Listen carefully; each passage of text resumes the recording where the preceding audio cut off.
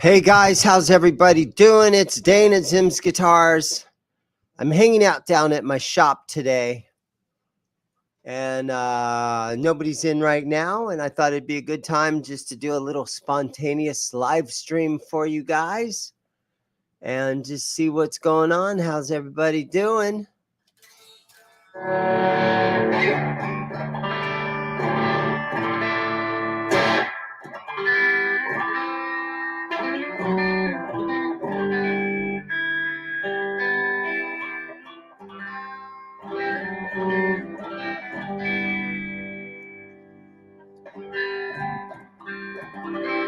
Jason, how are you doing? Yeah, everything is going good for me over here at the guitar shop.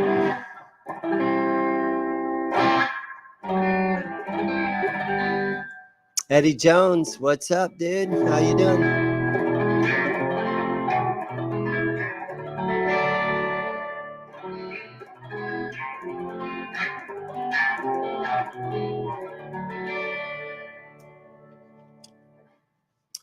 Yeah, nice quiet day today. Sometimes when I have nice quiet days, you know, you'll do a live stream and it kind of gives me something to do, right? Okay, I'm going to tune this guitar. This is a little parts caster that I put together. And I'm going to put it in E flat or half step down. I love building these kind of guitars. This thing is just a Squire that I got a good friend.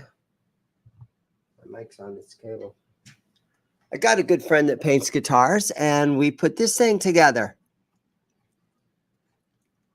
Isn't that a nice paint job?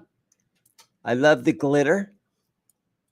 So yeah, we put this thing together. BB, how are you doing, man? Mega Todd, how are you?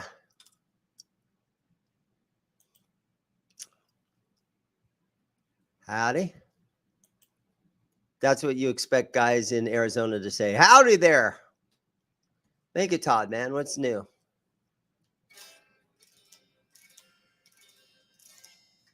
Oh, yeah, there you go.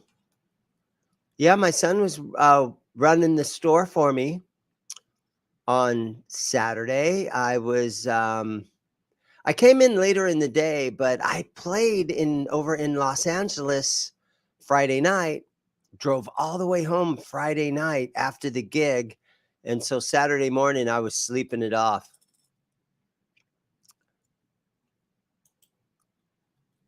No, I haven't really heard from Glenn. It's been a couple of months since I've heard anything from Glenn. He's got a real nice house down in southern Arizona, and he lives on the side of a mountain. He's got a great view of Mexico from his house. Yeah, so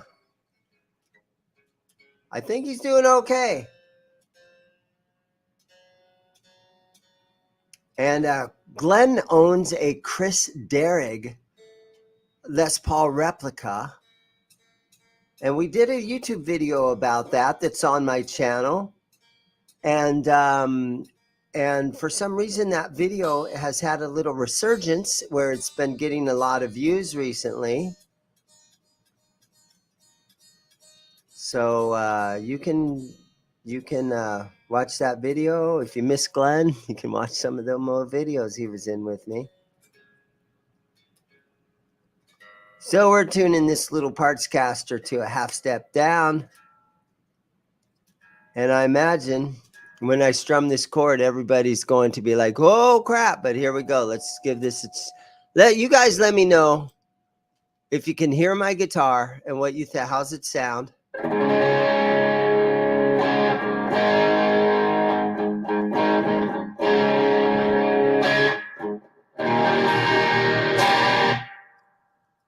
What do you guys think? I have the brand new 5150 Iconic, and it's in its clean channel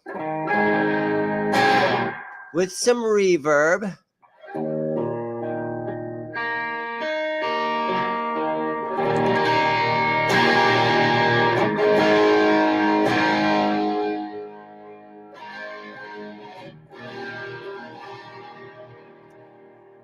So for being a clean channel, boy, it's dirty. Oh,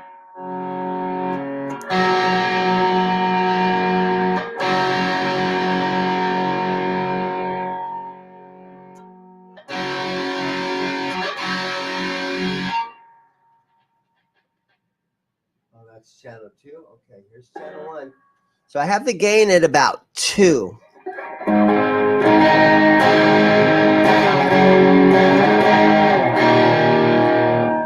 And I imagine that sounds really, really bad. StreamYard, you know, it's kind of hard to just use this mic. I'm just using this mic. I don't have it mic'd up. Sorry about it. It's probably very, very aggravating to sit and try to listen to that. Have you had any vintage brand guitars in Wilkinson designed and produced? Yeah, I've had the Les Paul style, and not that many. I've had 2 or 3 of them though, but I'm not crushing it on having dozens of them, you know. But once in a while, you'll see one. And what I can tell you is they're very good quality guitars, and yeah, they're really good. Looks like a bit of EVH. Yeah, I'm doing the little Eddie Van Halen salute today because I'm just testing out the brand new 5150 Iconic amp. And I'm playing a little Van Halen inspired parts caster, which is just a Squier guitar. And so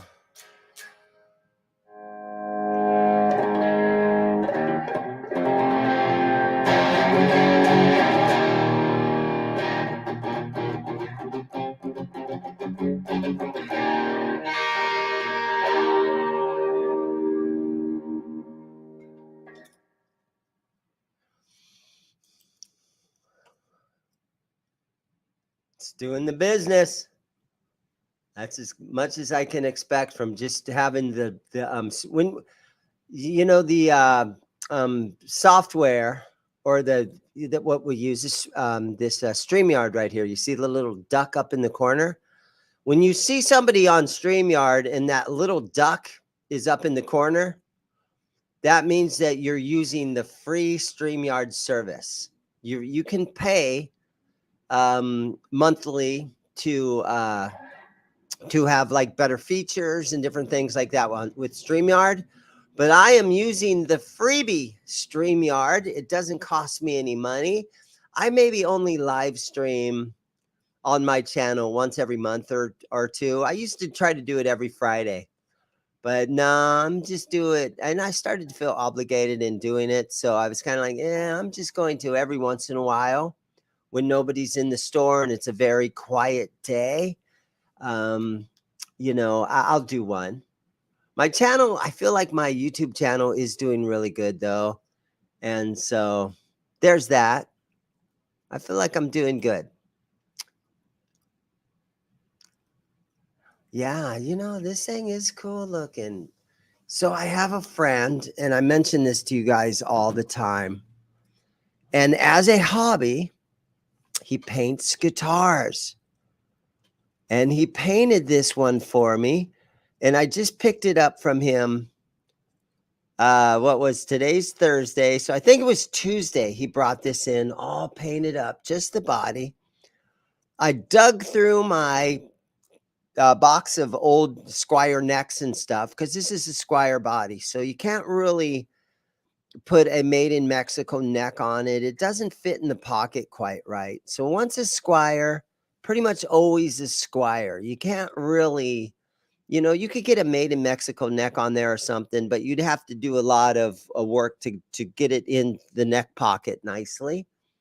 So again, once a Squire, always a Squire. So I don't really make any money trying to jazz up a Squire because it's just a Squire, and people are only going to pay maybe $150 at most, and that's pretty much what I paid to have it painted.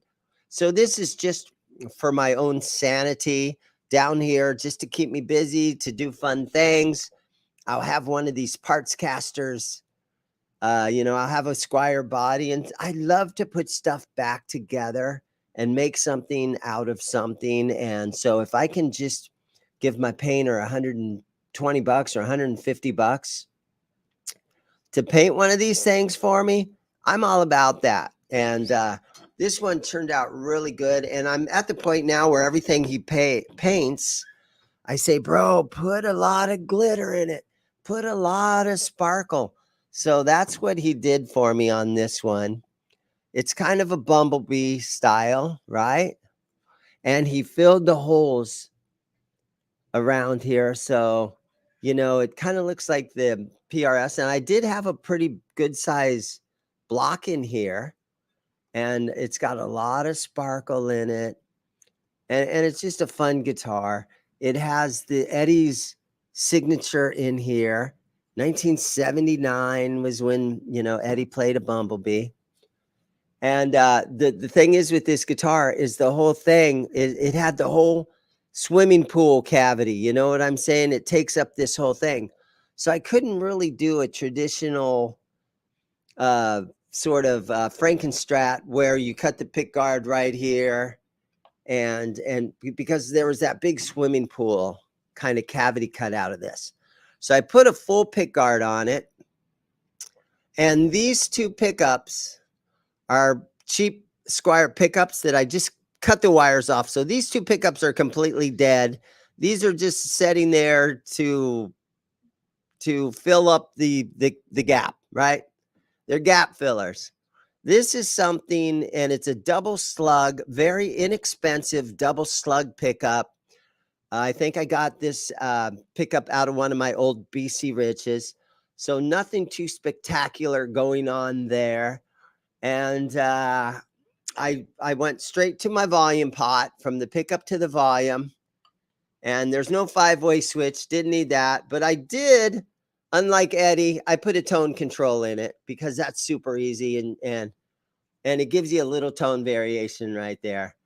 So one of those fun little parts casters that I put together.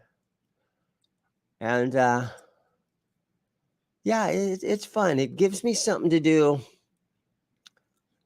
What bridge pickup you think that is? Again, I think I took that out of one of my old BC Riches that I have laying around. And again, it's nothing fancy. It ohms out at,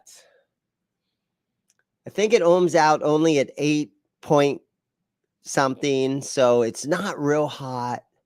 It's very timid. But it's just like Kurt 5150 says, it's just a little tribute. And it was a lot of fun to put it together. I let my painter make all the decisions. He sends me photos of working, but I don't really care what he does when he paints a guitar at $120. I don't care. He does it as a hobby, and it's fun for him. So if I'm, at $120, it barely pays for the supplies that he puts into this, the sandpaper and it's got a nice heavy gloss. It's been wet sanded. It's been buffed out. And you know what? We watch a lot of you guys are probably watching Guitar Guts.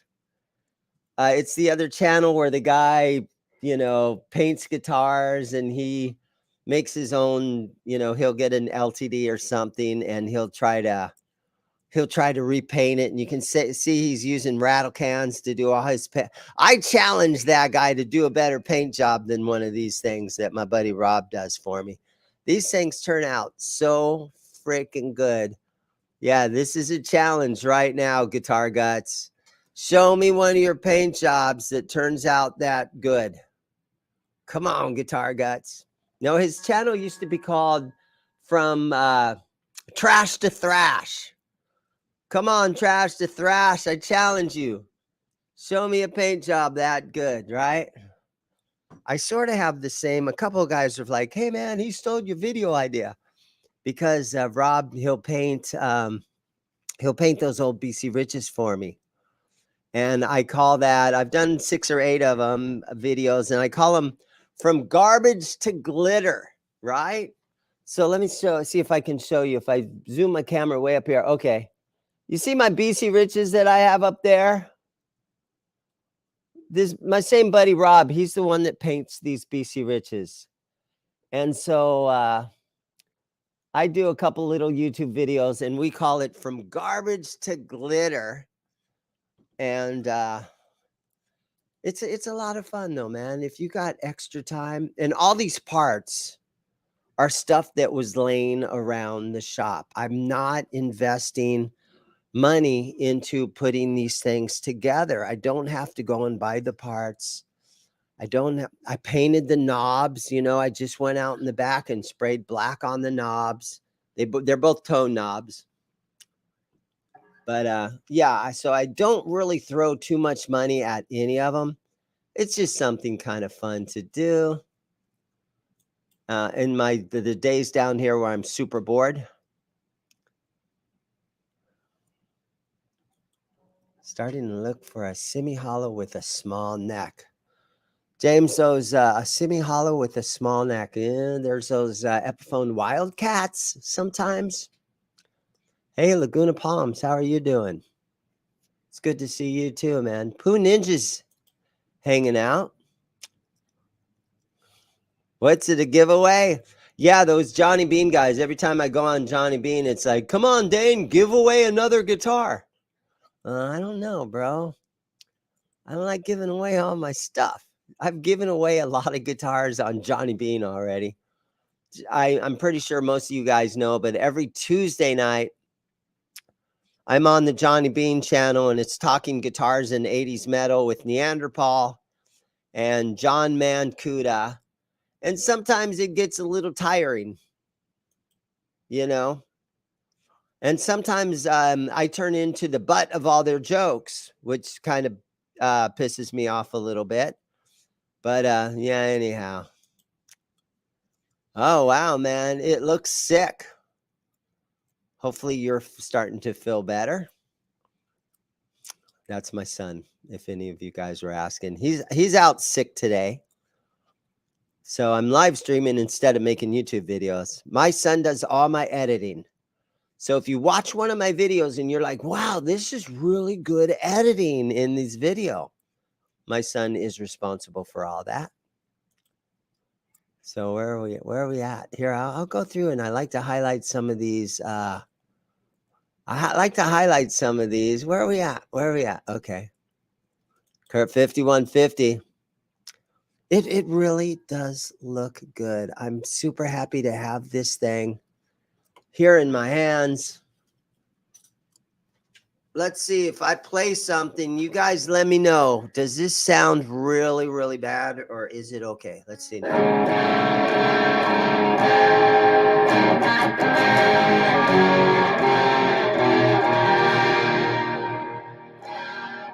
Tune time.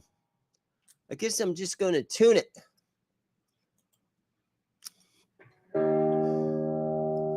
He says he's very anti-glitter. Come on, man.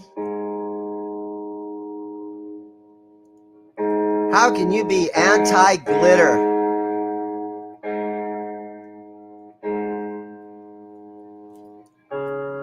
It's the opposite of the, you know what? I think why I'm anti-glitter It's because I'm doing the opposite of all those relic guitars that we are so sick of seeing now. I am sick of relic guitars. The one thing I will say about relic guitars, though, is if one of these brand new, perfectly painted, a PRS custom or something, you get a big chip in it, it kills the guitar. It kills the value. But an old rustic, relic guitar, you can put a chip in it and nobody's ever going to notice.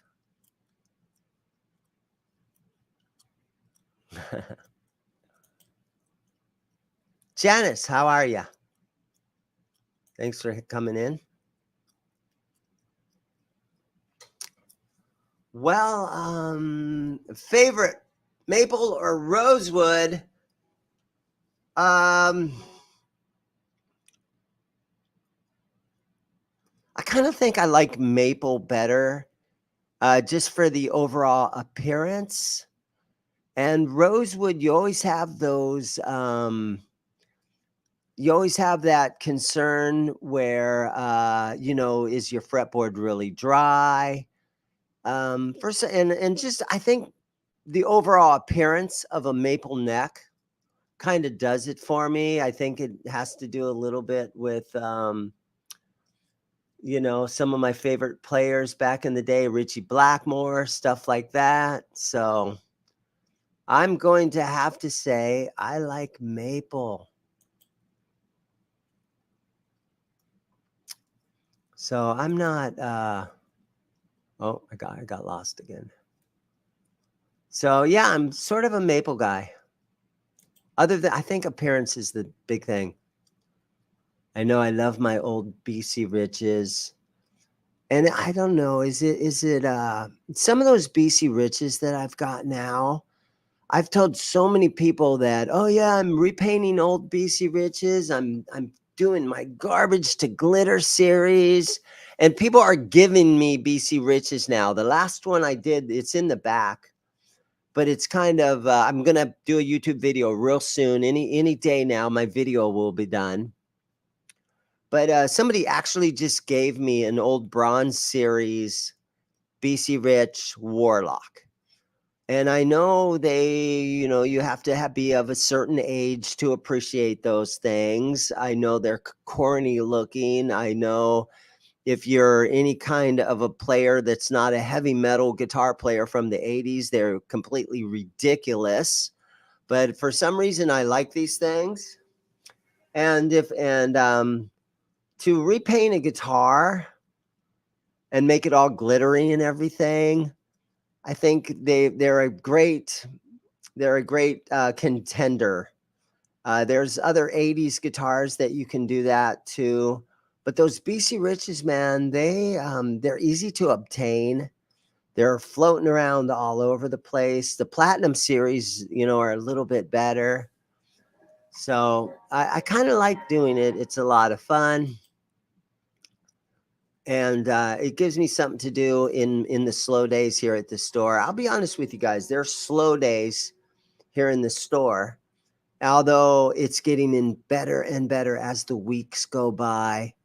I just moved to this location in April, so I'm only 10 months in over here or something like that, 9 months in. But it's been doing really good. I'm paying my rent. I can pay my mortgage. I've got a huge inventory of stuff right now. And so things are going good for me. Steve is like, I need a wide neck guitar for my fat fingers. Well, a wide neck, yeah, the Ibanez stuff has real thin necks. I would say a wide neck would be maybe a 50s tribute, Les Paul or something.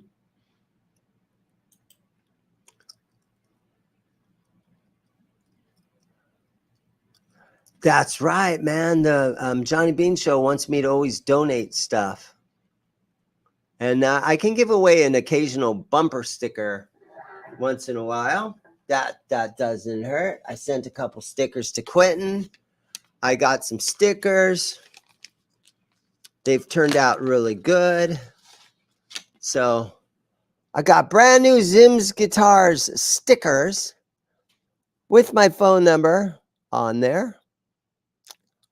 And they look great on your car. They look great on their vinyl. They should last a long time. They look great on your guitar case. And super cool, right? So I don't mind handing out a sticker once in a while, mailing them somewhere. Yeah, once in a while, I'll even, send something up to Canada. And man, that costs a lot of money to ship stuff to Canada. So that's right, Janice, you got a guitar from me. I'm glad you like it. It was a Glary. We all signed it one night. I think even Phil McKnight signed that thing. Oh, speaking of Phil, I'm super excited. He's bringing me another carload of stuff. I think I've got a Gretsch White Falcon coming from Phil. I've got an Ibanez RG770 coming from Phil. I got a vintage Klon pedal I hope to get. Now, it's not a Centaur, Klon Centaur. It's a Klon pedal made by a company called Vintage. So I don't know if it's the same company that makes vintage guitars, the brand Vintage, but I've got a Klon pedal that I'm hoping that he sells me, and the brand is Vintage. So it's kind of confusing when you say, oh, I got a vintage Klon. The brand is called Vintage, but I've got that thing coming up. Thank you, Kurt.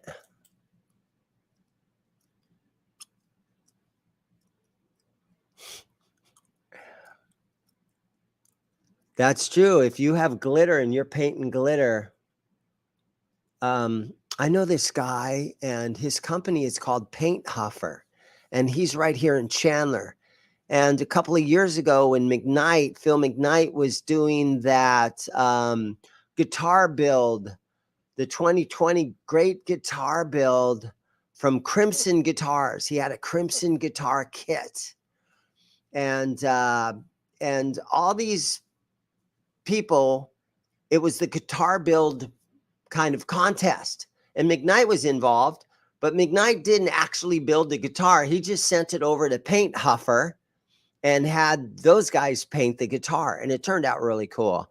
And they auctioned it off, and he was able to send a lot of money after it sold to whatever charity they were working with for that contest. It was the 2020 Great Guitar Build Off. I believe Crimson Guitars was involved.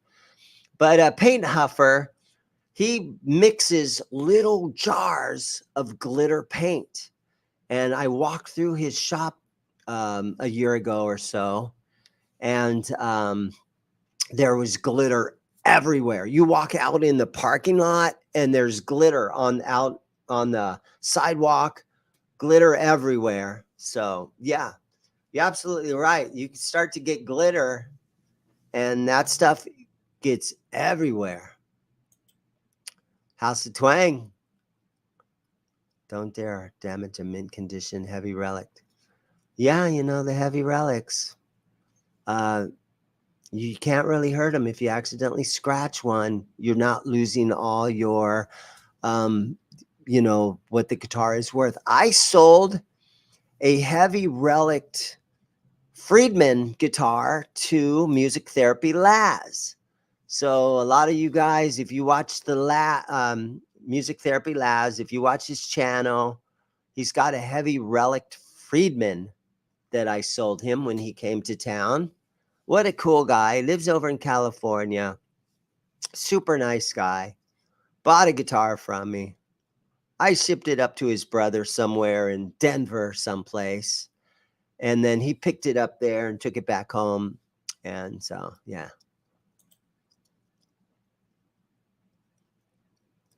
I am doing good. Thank you so much for coming in here. Yeah, my chat is about I'm about 10 minutes behind. But I don't mind going through and highlighting everybody's comments here. Oh, it just skipped on me and I missed about 100. Where are we at?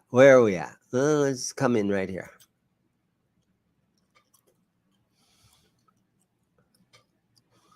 They look like something Batman would play. I'm going to just go through and highlight all your guys' comments.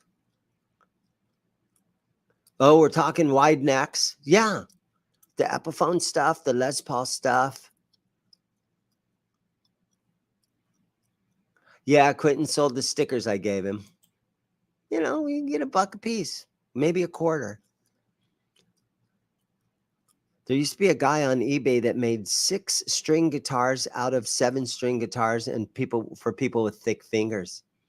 Yeah, there's that. I don't know if I'd enjoy playing one of those. I do trade guitars. Thank you so much for noticing.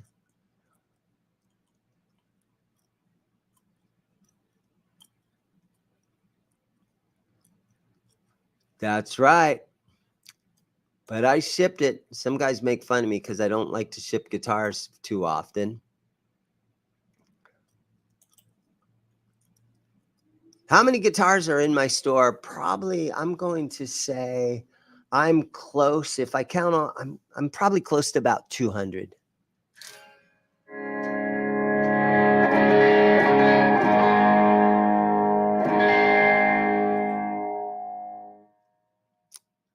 So, again,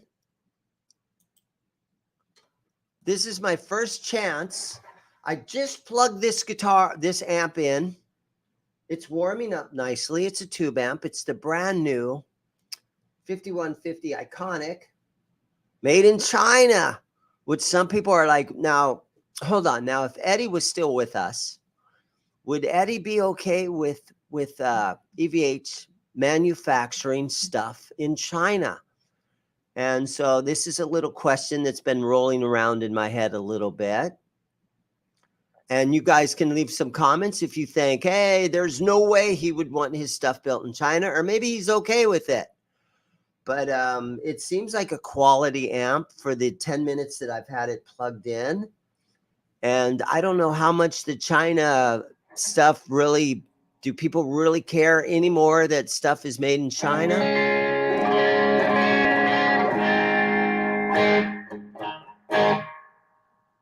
I got the reverb on, and you guys probably, because of StreamYard, probably can't hear this, but it's got a fast little splash of reverb in there.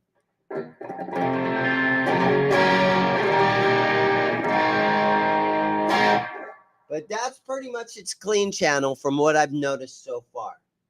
So it's got gain right here, channel 1 gain. There's 0. There's about 1 right there. Now I'm going to turn the gain halfway up.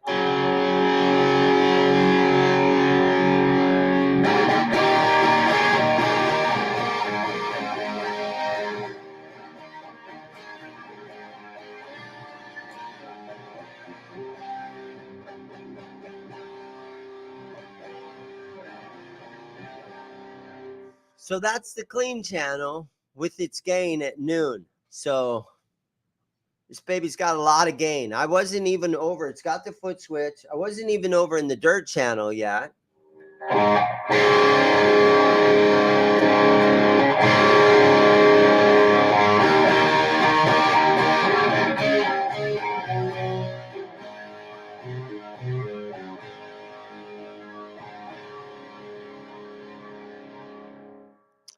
You know, and so it's kind of a cool amp.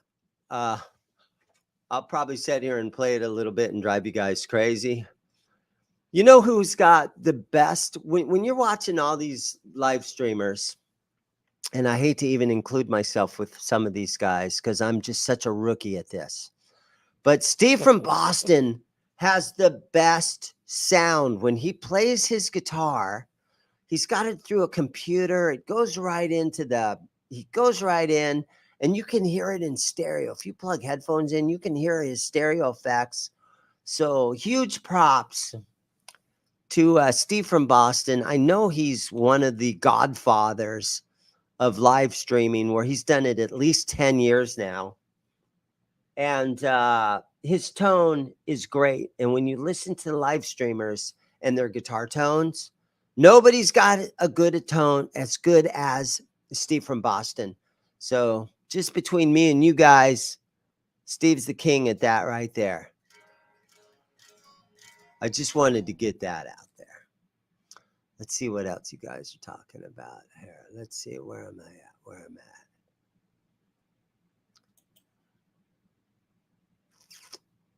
Glitter and Awareness Week. That's a good idea. Okay, we got a little question here. New Charvel or Old Kramer? Wow, man, you can't argue with those new Charvels. And I know they're made in Mexico. They're in that made in Mexico Charvel plant. Now, I've had a couple Old Kramers too. I even had a Dennis Klein graphic Kramer from the 80s, and it had the sword. In the design, there was a sword. It was a Dennis Klein, and I regret selling that one. And you have your regrets. And once in a while, if you get a cool guitar, I don't have any guitars hidden under my bed. I don't have any hidden at my house or anything like that. I've got a couple guitars in my house, but they're not like hidden. But once in a while, you start to regret selling a couple of items. And that old Dennis Klein Kramer from probably 80, I don't know. I'm going to say it was probably 85 or 86 or something like that. You guys might be able to tell me when Dennis Klein was painting a lot of guitars. But sometimes you kind of think like you need to start hoarding some of the cool items that come in and hide them under your bed for a few years. And because I did have an old Kramer, and it was cool, but I spent a lot of time with it trying to get it set up and trying to get it to play really nicely. And it had a couple of little small issues about it. I'm almost kind of like the new Charvel stuff. But as a guitar shop owner, the old Kramer stuff definitely brings more money, okay? But that new Charvel stuff, again, you can't really argue with that stuff. It's good stuff. Yeah, Kai's not into the Chinese made stuff. It's it's a good question. Are we up for a made in Chinese tube amp? Would Eddie be okay with a made in China tube amp? He might be more inclined to want his stuff, made out of the Mexico plant or Corona, California or someplace.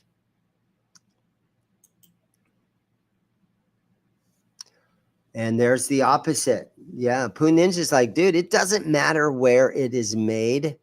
The humans in this world can make great stuff. The humans here in America, the humans down in Mexico, these humans that live over in China, we can make good stuff. They all can make good stuff. And so far, I haven't heard of any issues that people have with this amp. You guys all watch all the same YouTubers that I do, and everybody and their mom has made a video about this 5150 amp, the Iconic.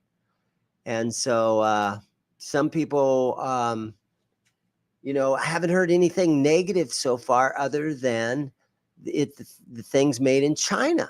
So it's kind of weird.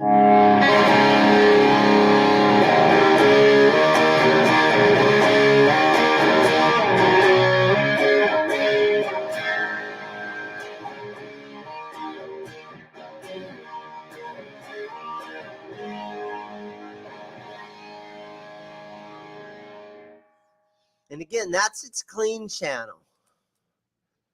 So if you want high gain, it's a high gain amp. Where are we at here? Super Nick 090. Cool score Van Halen shirt. Yeah, man. I got two Van Halen shirts. I went over to Amoeba Records in Hollywood last week. I was there on Friday. My band, we played a show at the Whiskey A Go-Go on the Sunset Strip right there in West Hollywood. And it was a super fun show. I got to open up for Eric Martin, who is the original lead singer of Mr. Big. And I pulled into Hollywood probably about 4:00 in the afternoon. So I had 3 or 4 hours to kill before I went to the Whiskey.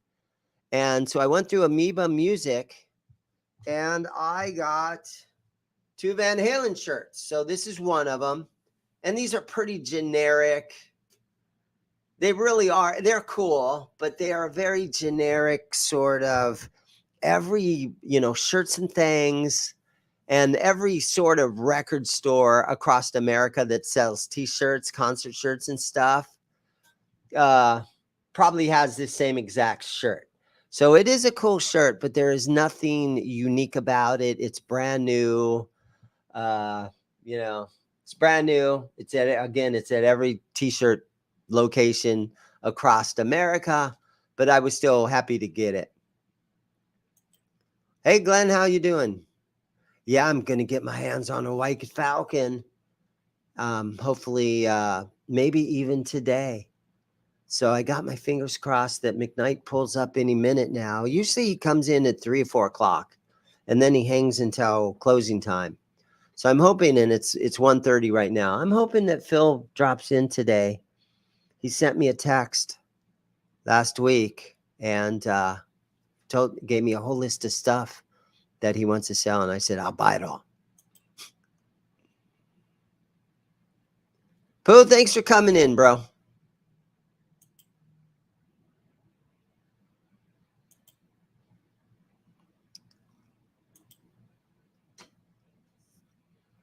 Yeah, look at that thing.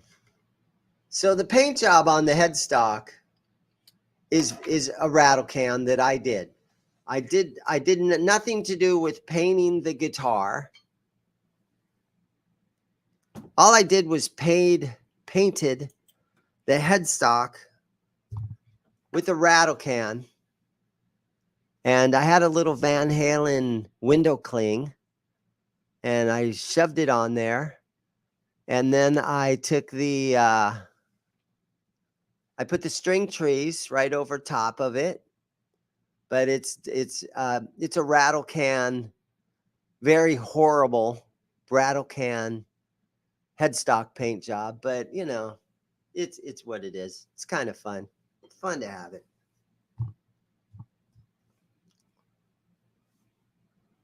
So, is that it for the question? Is that it?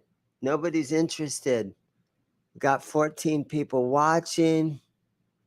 Come on, guys, give me some more questions, or I'll just sit here and play through this brand new 5150 Iconic for a minute. Let's see what it sounds like. Here we go. Let me move my mic over closer to it. If this just absolutely kills you guys, start leaving it in the comments that, dude, you're killing us here. But I'm going to go from its clean channel over to its dirty channel.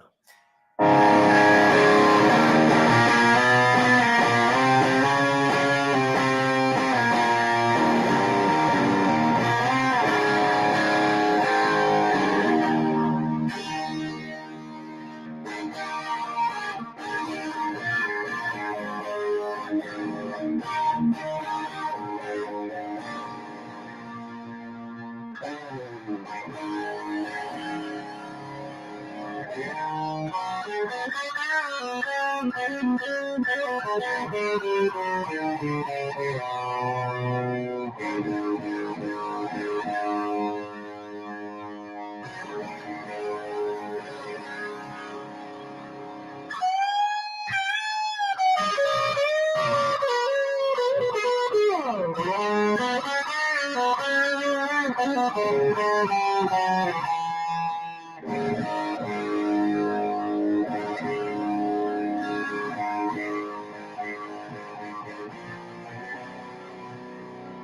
right, let's go dirty channel.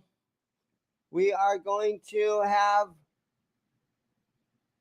the second channel halfway up. And where's my gain? Let's see what happens here.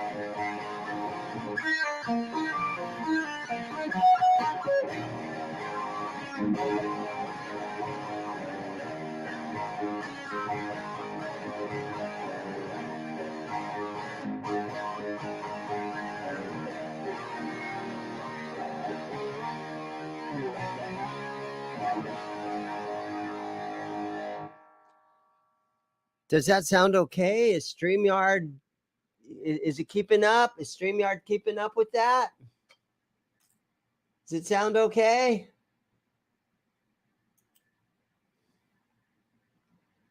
Iconic question. What is your favorite Strat or Les Paul? I'm a Strat guy. Love Strats. Love Super Strats. Okay, let's see. Mega Todd. It sounds good. That kind of blows my mind. Janice, thank you so much for saying it sounds good.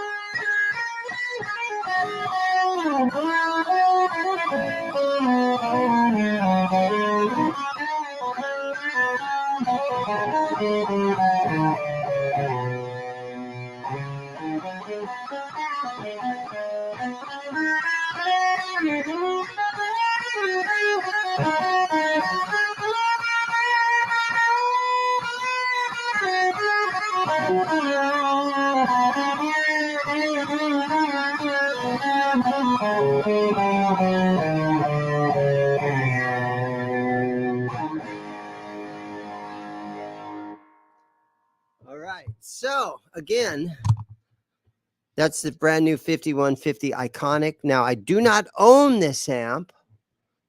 A buddy of mine that comes in here all the time, he bought it. And he's like, bro, you want to check this thing out? And I said, absolutely, man. Anytime you bring it in, I'd love to check this thing out. And so here it is. And it is, again, the brand new EVH Iconic. And we were just in the dirty channel. Now, if we look up here at the top, we also have an overdrive button. Let me see if I can hear any overdrive difference.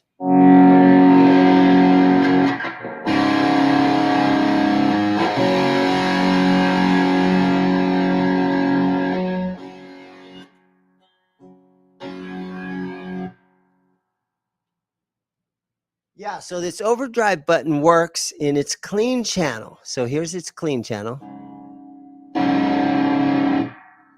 And then, now it also has a burn button. Let me see if there's anything that this burn button, if I can hear it. So let's see. Clean channel, burn, nothing there. Let's see. I think you might have to be in the dirty channel for that.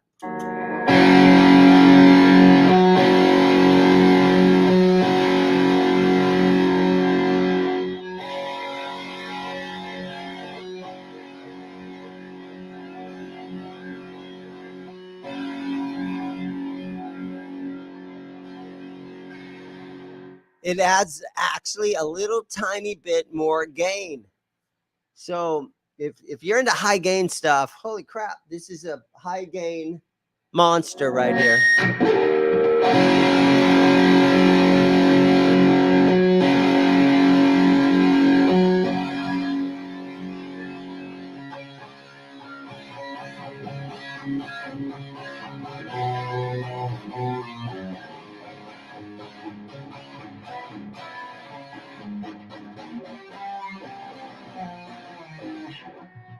Yeah.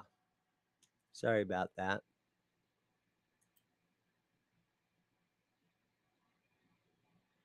Playing Eddie stuff is impossible. For me, it is. I'm in the band that I'm in. I'm the freaking bass player. So some of the, you always try to play Eddie riffs, though. There's this one.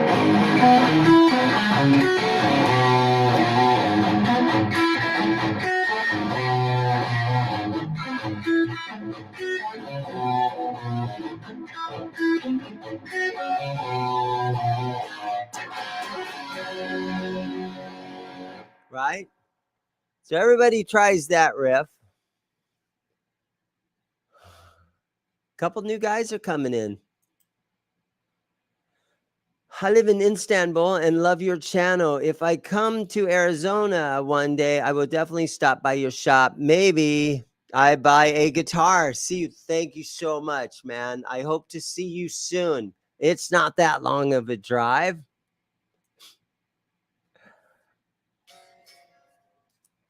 Thank you so much, man. Okay, let's see. We got one more comment. Saw with the Women and Children first tour. The crowd was insane. 2 hours before the show. You know what? I'm the biggest EVH. I'm the biggest Van Halen fan that you'd ever seen. So I saw the 1980 Invasion tour. I saw the 1981. The tour from the only album that I missed. Hey man, how are you? So I missed the first tour when Van Halen just put out their very first album. They were out opening for Black Sabbath, stuff like that. I didn't see that.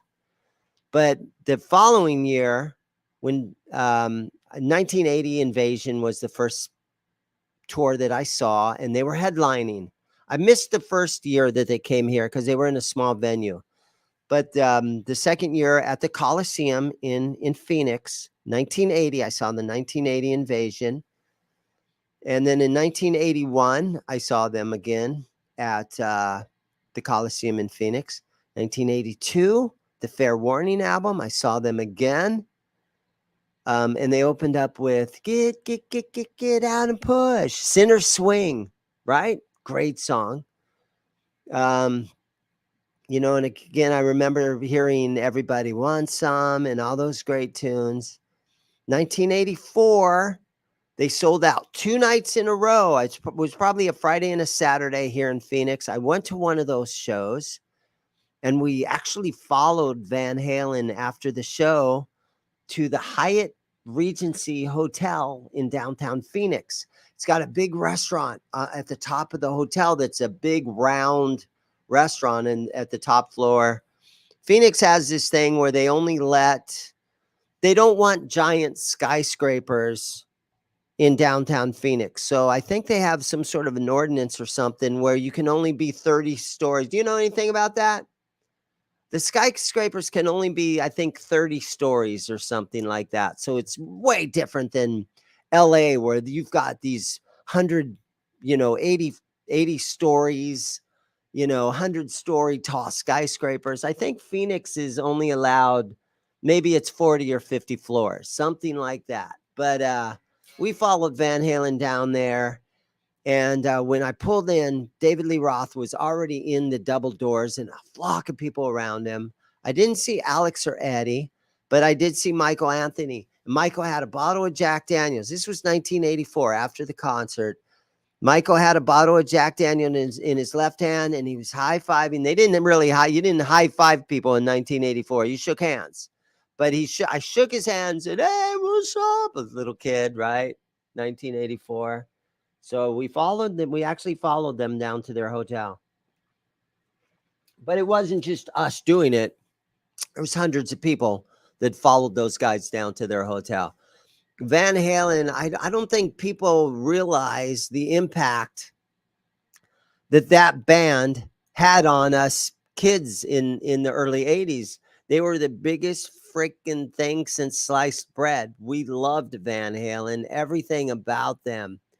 And people don't realize the impact that they had on our lives. You would have dreams about going out and partying with Van Halen, and then you'd wake up from your dream. Oh, shit, man. I was dreaming I was partying with Van Halen. So they were just so much fun.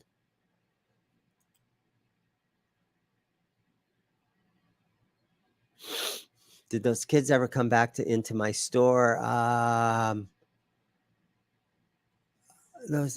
not sure. Most likely, a lot of guys will always come back. Hey, Sam, I'm freezing my ass off here in Minnesota. Would like to come down and visit you and party.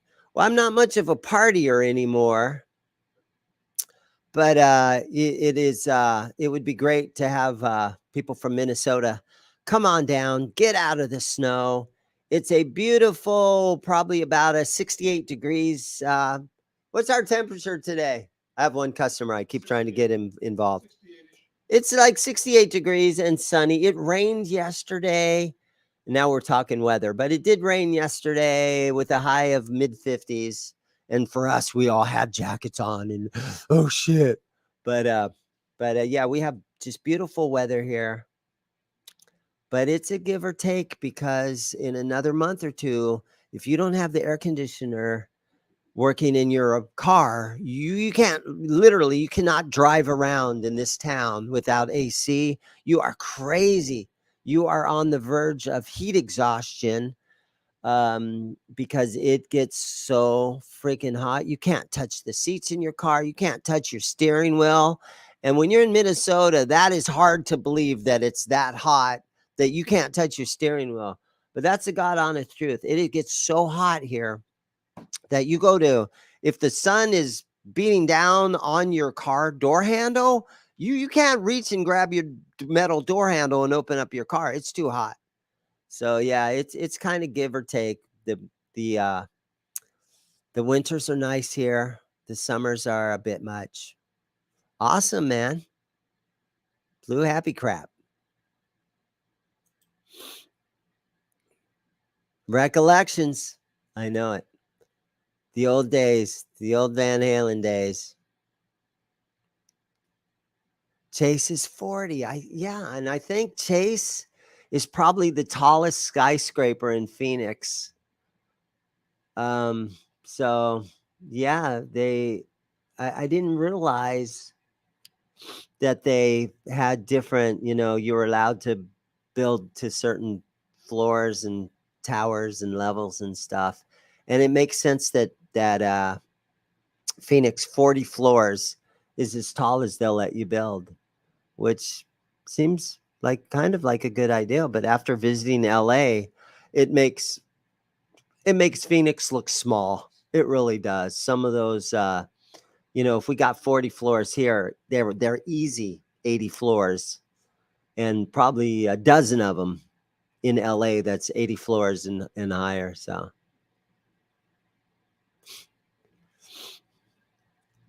yeah, you do whatever you can do, or you grab the door handle, yo, ouch, and then you go like that and shut your door. So yeah, it's a bitch out here. Although last last summer we had a mild summer, and it wasn't too bad. And there was even, I remember in August, the summer in Arizona, we have what is called monsoon. And so our summertime is actually our rainy season. And so if we get a dozen storms that come through, that's a lot in the summer. And I remember we had a couple of the starter in my truck went out last summer. And I actually sat here my truck was in the front of my store out in the parking lot. And I actually changed the starter and worked on my truck in the summertime. So we had a very mild summer. I think we're having a very mild winter. It hasn't been bad at all.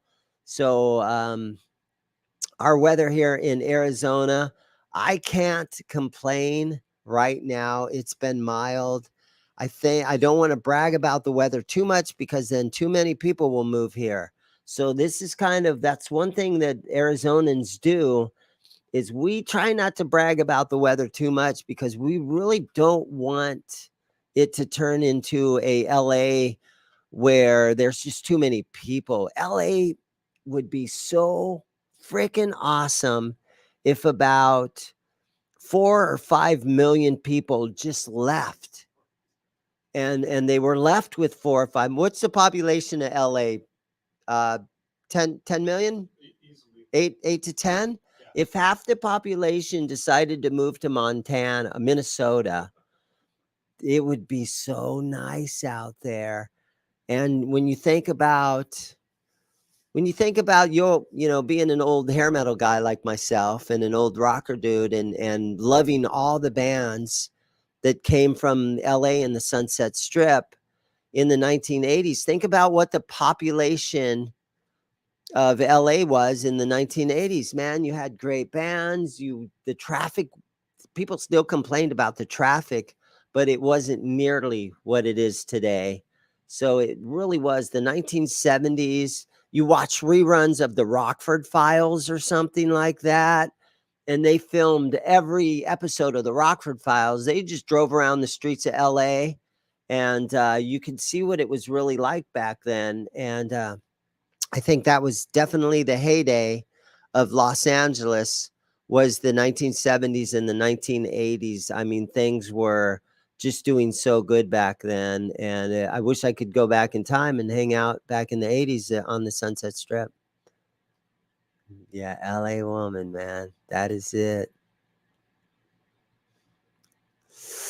Man, I feel for you, bro. Having to be in the freezing ice and the cold.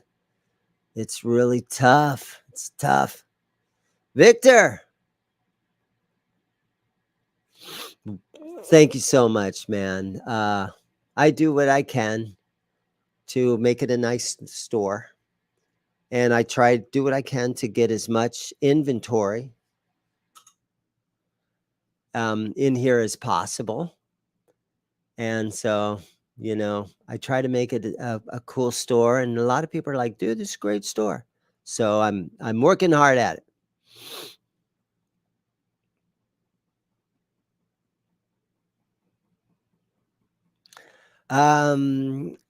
Neanderthal. So me and Neanderthal, we do that TV show. Well, that's not a TV show. It's a YouTube show on Johnny Bean TV on Tuesday nights. So it's called Talking 80s Guitars and Metal. Myself, Johnny Bean is the host. And now Johnny Bean, his last name is Beane. He's got an end on there. You guys have probably already all heard of him. But Neanderthal comes and hangs out at my store a lot, but we don't usually live stream. When we do live stream, it's on the Tuesday night Johnny Bean TV show. It's not TV. It's freaking YouTube. The Johnny Bean YouTube show, talking 80s guitars and 80s metal. Neanderthal's on there, and John Mancuda is on there. And we drop F-bombs and everything, and it's tons of fun. And Tuesday night, Neanderthal was just cutting loose. He was hilarious. sometimes I question, why am I on this show with these guys? Because John Mancuda has he's been John Mancuda he's a comedian, okay? And he's an actor. He lives in Hollywood. He's been on Saturday Night Live. He's been on movies. He's done all kinds of stuff. He's a comedian and an actor, okay? Neanderthal is a morning DJ, shock jock kind of a guy. So he's a professional comedian, or entertainer. I'm an old guy that runs a guitar shop. And so I'm on this YouTube show with these two professional comedians. And half the time I sit there like trying to come up with the joke, but man, I got nothing. So sometimes I ask myself, why am I on this show with these comedians? Because all I can actually really do when they're telling jokes and stuff, I can be like, yeah, but that second Van Halen album was really good, right? And then they go on and they're telling jokes and all this and that.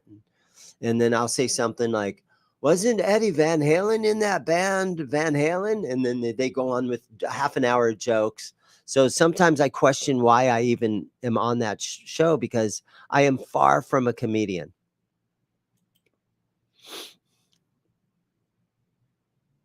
Oh my God, the girls were so beautiful in the 80s, the big hair thing. They would spend time on their makeup and their hair, and I love that. Victor, thanks, man.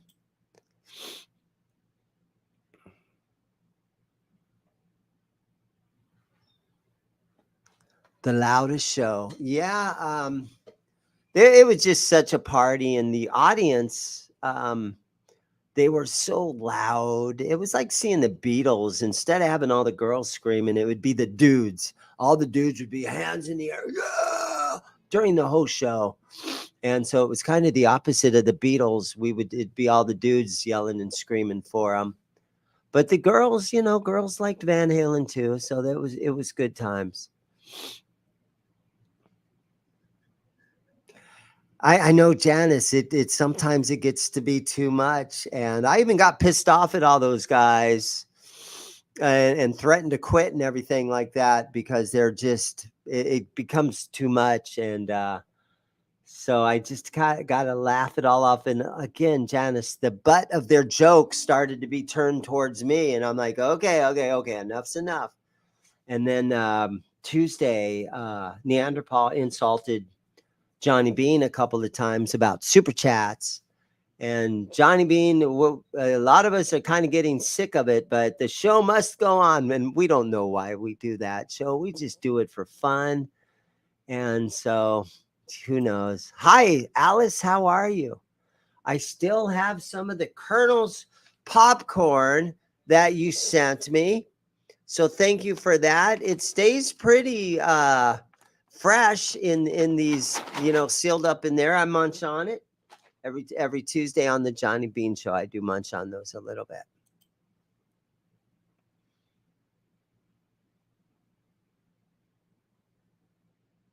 Well, thank you so much for that. I do have I do have some knowledge about some of those bands that they talk about, and I know a lot of the bandmates. Yeah, I know a lot of the members from some of those bands that they talk about, and I've got a lot of experience going to see those bands play.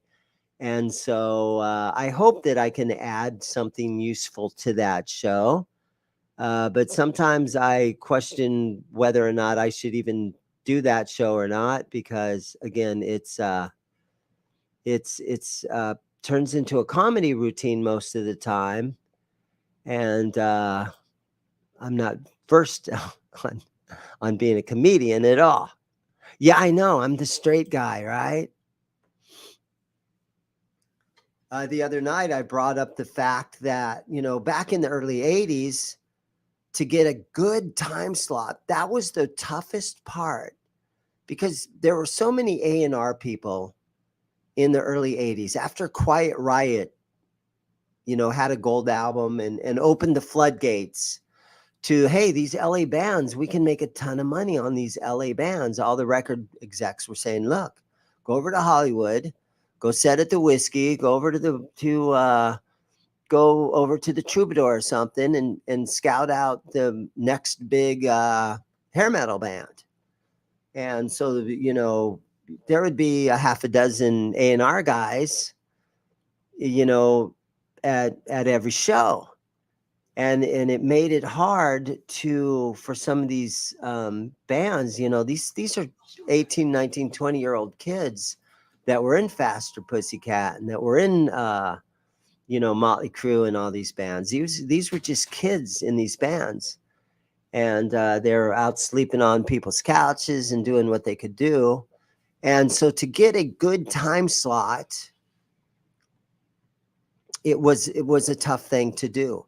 And if you could get a good time slot and put on a great show at the Whiskey in 1982 or 83 or something like that, you had a very good chance of getting your name out there and being somewhat successful, and probably even maybe, if you guys had a good look and everybody had the great hairdo and everything, you had a good chance of getting signed and getting a little record deal going or something. And so I mentioned that on the Johnny Bean show Tuesday, and I said that I bet there was even guys fighting for time slots. And if they knew that you had a Saturday night slot, some of the other bands would make sure that you didn't make it to that show. They'd beat you up out in the parking lot or something. And it turned into this huge joke where everybody made fun of the idea that you would get beat up so that another band ended up with your time slot. But I'm pretty sure that kind of shit probably honestly really did happen. And it turned into a big joke. I have different viewpoints, right?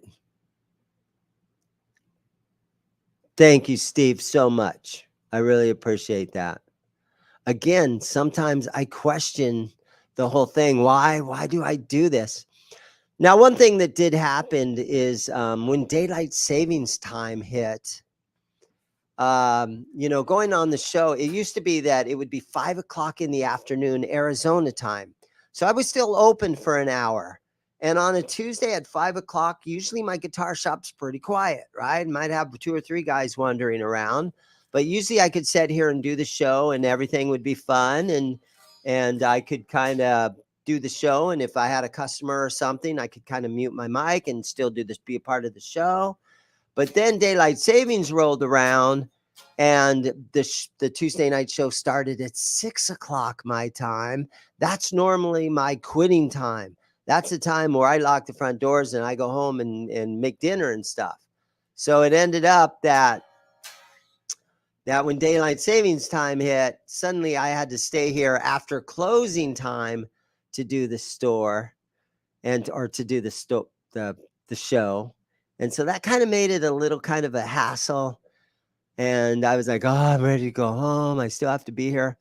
But I think coming up in March, I think that daylight saving time over in LA reverts back to where it used to be. So the Tuesday night show, sometime in March, when they do away with that daylight savings time, I can get back to being just 5 o'clock in the afternoon. So it's not that bad, because I hate sitting down here kind of by myself to do that show. They ask me, hey, man, come on. Sometimes they ask me on a Saturday night, hey, man, come on the show. And I'm like, dude, I'd have to drive down to my shop, even though I'm 2 miles from my house. I'd have to drive down there. And yeah, I'm not always up for it. Hey, man, how are you? All right. You guys buy the amps? Yes. Do you have one you want to sell? Yeah, I don't have it with me, but right. I'm just checking to make sure. So okay. Over here. Okay. All right, thank you. Thanks. How late do you open? Till 6. All right,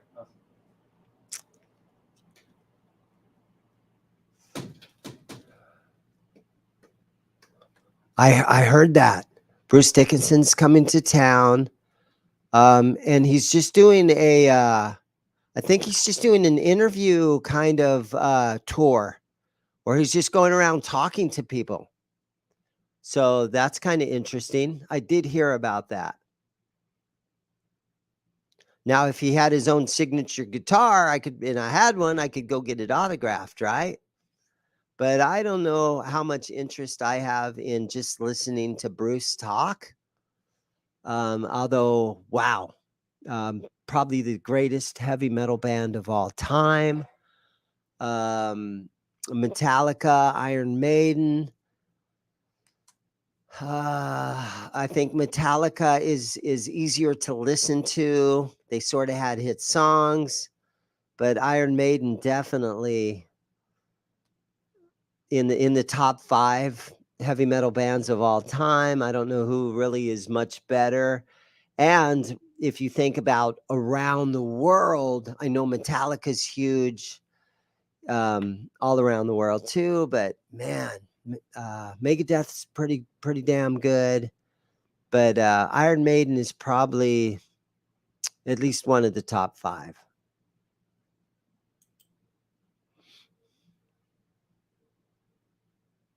Steve is right.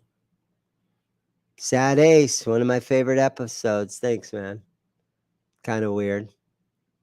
I had no plan on being Sad Ace. I needed a costume. I went to Walgreens about an hour before the Johnny Bean show on that Halloween night. And my son painted the Ace Frehley makeup on me, and I had a wig.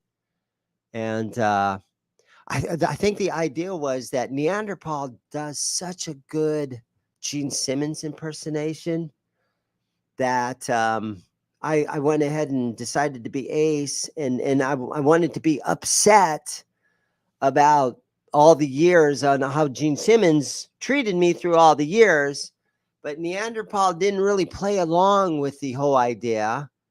So, but I tried to stay in character for most of the show.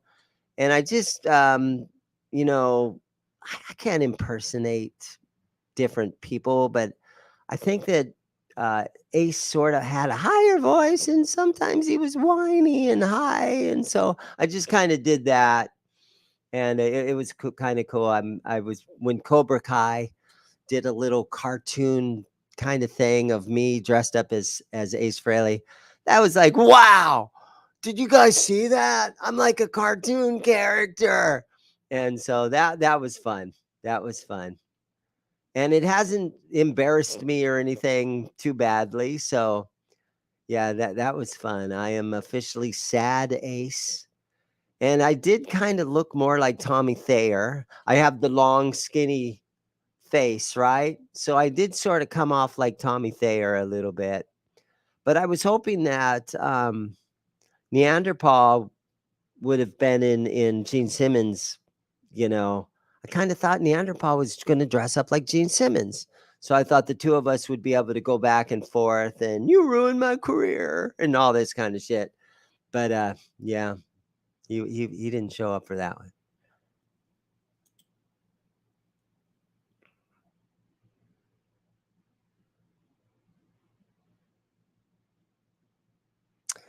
Yeah, the pay to play thing.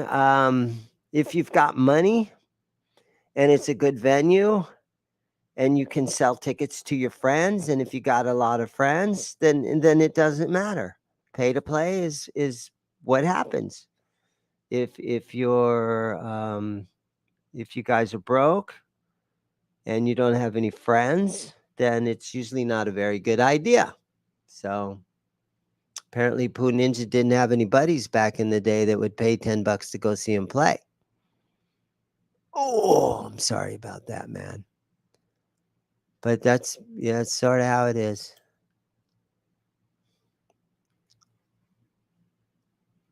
Yeah, sometimes I show off guitars. Sorry, Pooh Ninja. I'm not trying to insult you, man. I'm lost in the comments, guys. Yeah, I know, man. Kuda's hard to listen to.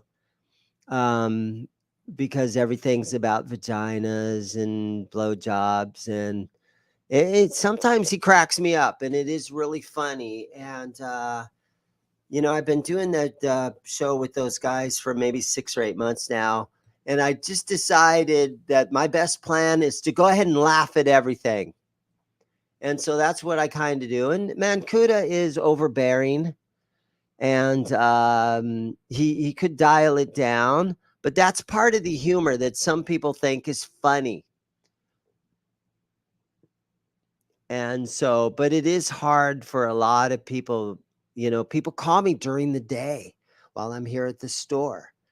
And they're like, dude, a good show. I liked your Johnny Bean show, but man, I hate that man Kuda guy. And I'm like, yeah, I know, man. I know.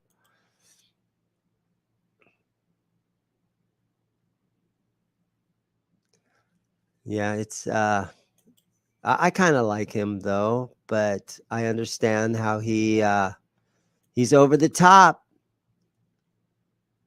Yeah, daylight savings time. I'm gonna be happy when that happens. Yeah, I know. Some guy just wanted to sell me an amp.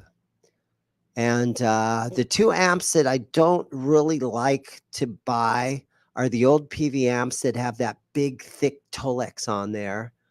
They're always dirty. Although they were great amps. I have one in the back that I use in my repair room that I test guitars out with. And the PV thing, though, what happened with PV for me is that, in the 80s and the 90s, being that they were made in USA, they were everywhere.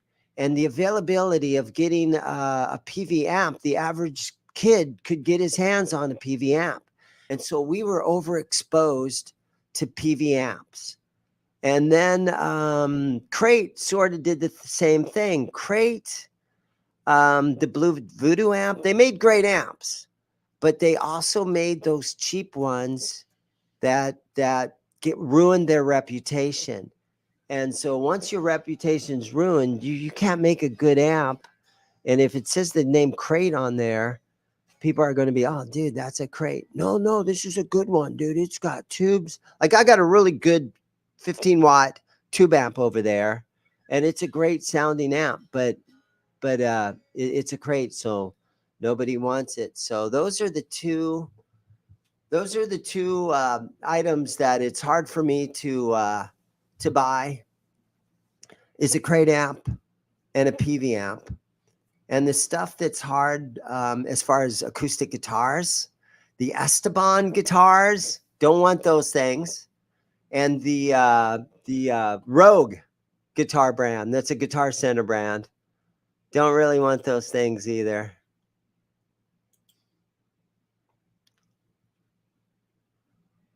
Yeah, Paul was some big green thing.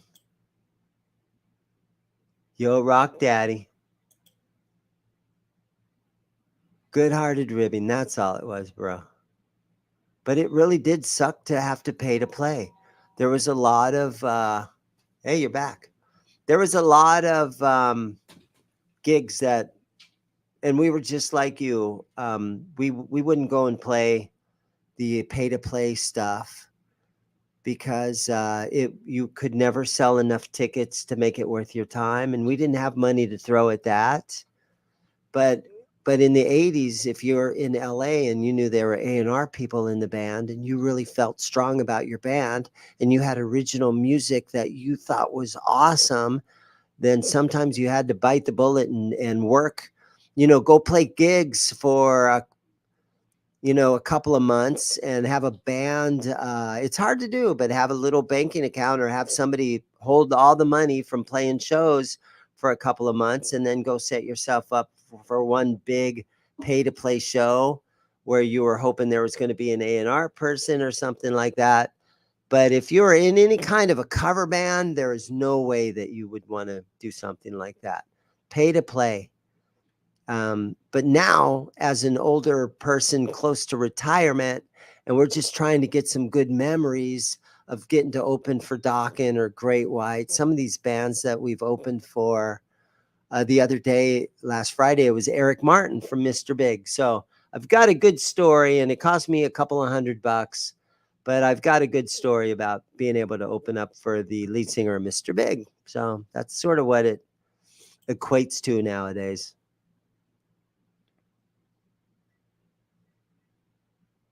Phoenix is getting super overpopulated. Yeah, I was the same way.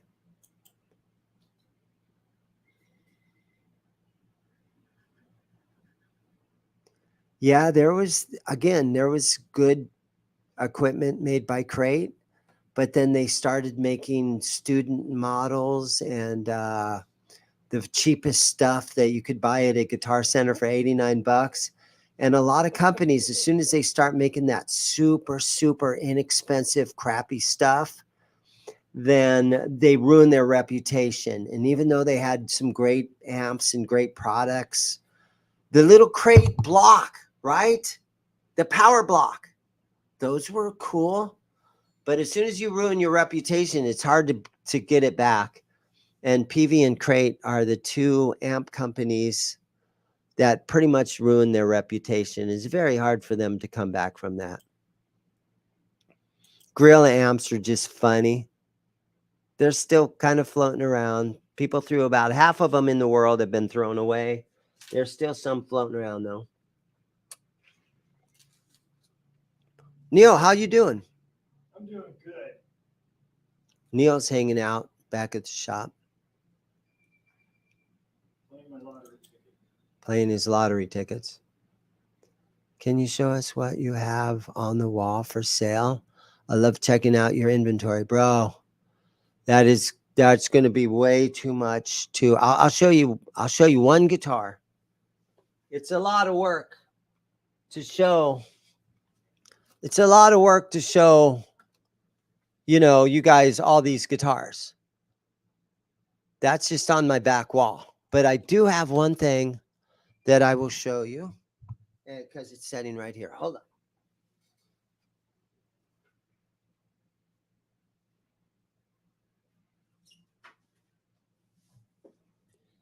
Okay, this thing.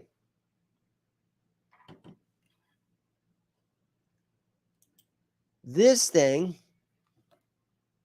is a Jackson inverted neck. This is the Mick Thompson from Slipknot, okay? Now, this is the weirdest freaking guitar that I've ever seen because it has a Floyd Rose on there, right? But look closely at that Floyd, everybody. Where do you put the whammy bar? Do you see any place to insert a whammy bar? Go ahead and look closely at that. Do you see any place that you could insert a whammy bar on this Floyd? Wait a minute, let's take a look at this. Do you see any place where the springs are? This stupid thing has a hardtail Floyd Rose that is bolted into place. A hardtail. Let me repeat myself on the stupidity of this guitar. This is a hardtail Floyd Rose that does not move. And the strings get locked into place. So this is Mick Thompson's version from Slipknot. I think his band's Slipknot, right? And for some reason, when you're in a band that big, you're allowed to design whatever you think is cool. And so, So he designed a hardtail Floyd Rose that does not move. It is locked. It is planted into place. It is drilled down into the body where it doesn't move. Now, it kind of makes sense that once you tune your guitar and you lock the strings into place, that it's going to stay in tune. And that and because there's no whammy bar, it's going to stay in tune, right? And then you've got these fine tuners to make little adjustments. But when you're in a band like Slipknot and you're just pounding on your guitar and you're playing some heavy stuff, it kind of makes sense that you don't want, you don't want anything moving around or anything. You don't want a floating Floyd. He doesn't do any whammy bar tricks. But he says that he just always got used to how it felt having his palm on a Floyd Rose and the style that he plays, a lot of palm muting. And he always liked how it felt having a Floyd. So he actually made Floyd Rose design this bridge for him. That is a hardtail Floyd Rose, which is one of the weirdest things that I've ever seen on a guitar. I had to do a double take. I looked at this thing and I'm like, well, wait a minute. What the heck? What the heck? This is the weirdest thing I've ever seen. It's a hardtail. So there is that. Kind of weird. Kind of weird. That's all. Oh, I see something about BC Rich.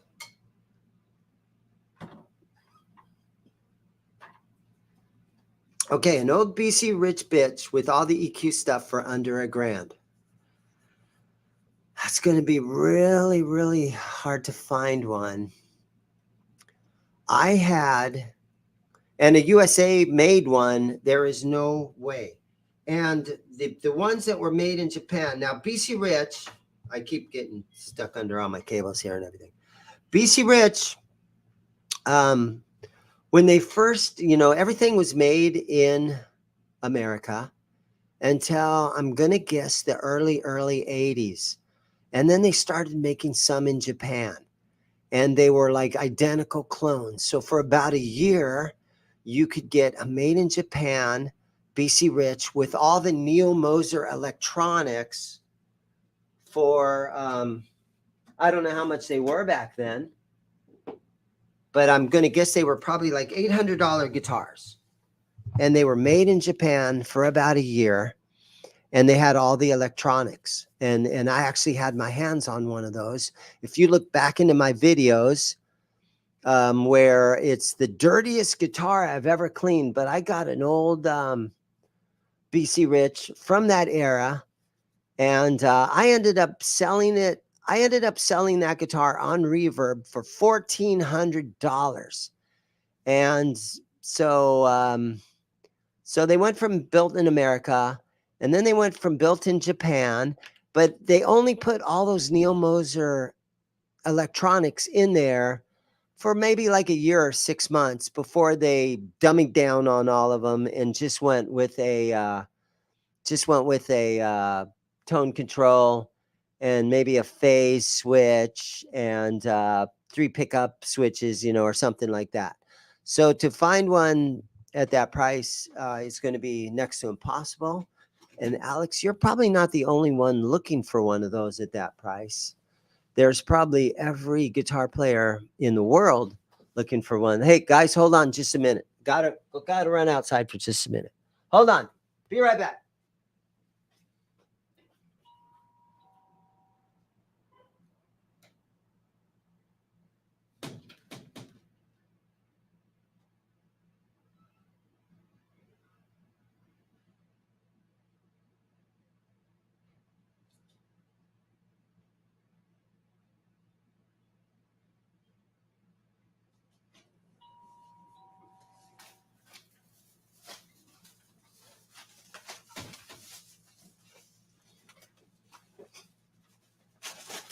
Yeah, so Alex, sorry about that, guys. Good luck with finding one of those at that price. That's going to be tough because we're all kind of looking for that same thing.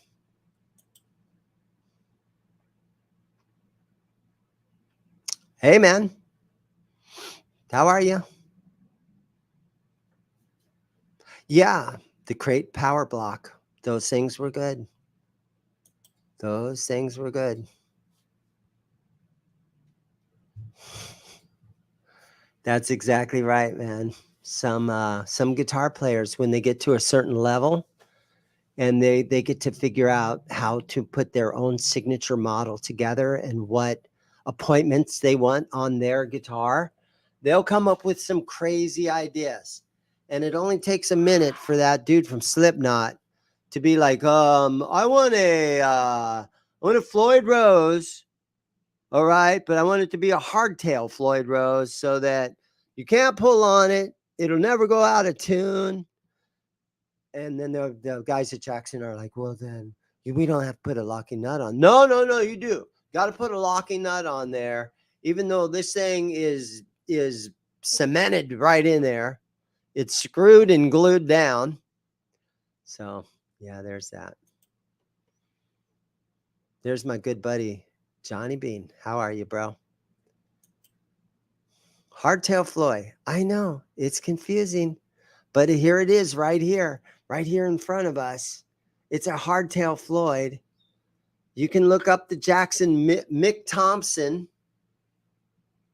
made in Indonesia, 2018. So it's been out for a couple of years. He's got Seymour Duncan blackouts in both positions, the exact pickup. So he doesn't have a bridge pickup or a neck pickup that are different. You know, they don't ohm out differently, different configurations. It's exactly the same. It's exactly the same pickup in both positions, which is kind of weird.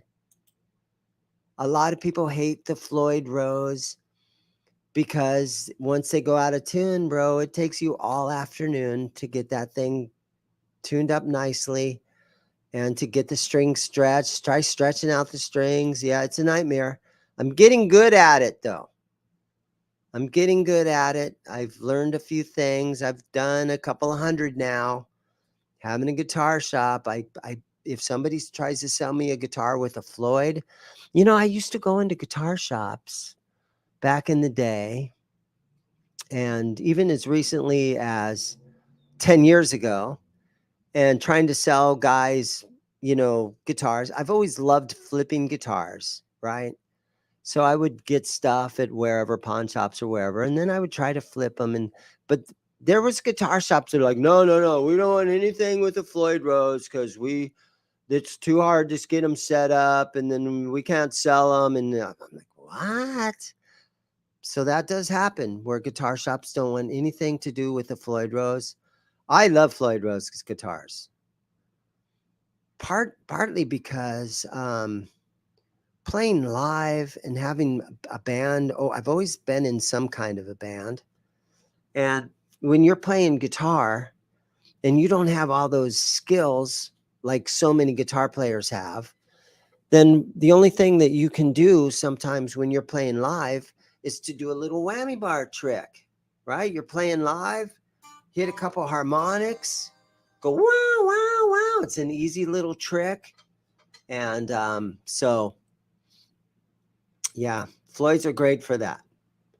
I've played in punk rock bands, and I would still take a guitar with Floyd just so you can hit that harmonic and then wow, wow, wow. You know, it makes it easy if you're a mediocre guitar player. Hey, there's Music Therapy Laz. I was talking about you a little bit, bro. It was all good. It was all good. Telling people about your Friedman, your relic Friedman that you bought from me, which I bought from McKnight. So Laz has a really, really, really good one.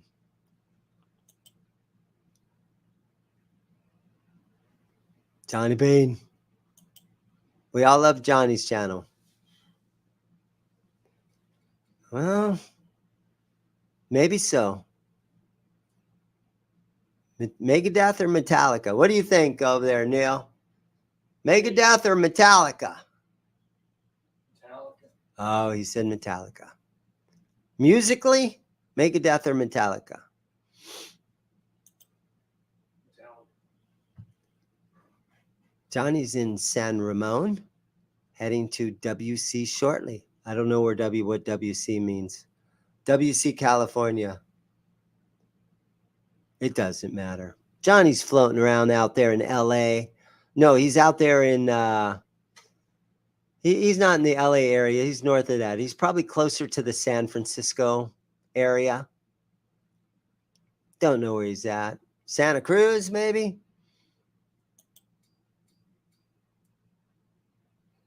Let's see the back. All right, look at that. Just the battery compartment, because it has Seymour Duncan blackouts. So cool guitar. Neck through.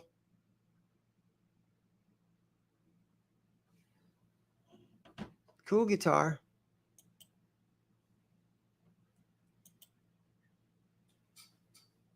Yeah, there's no backplate on this. Just for the control cavity cover. And then for the battery, the 9-volt battery. Super weird. But I mean, when you're in Slipknot, you get to make the rules, right?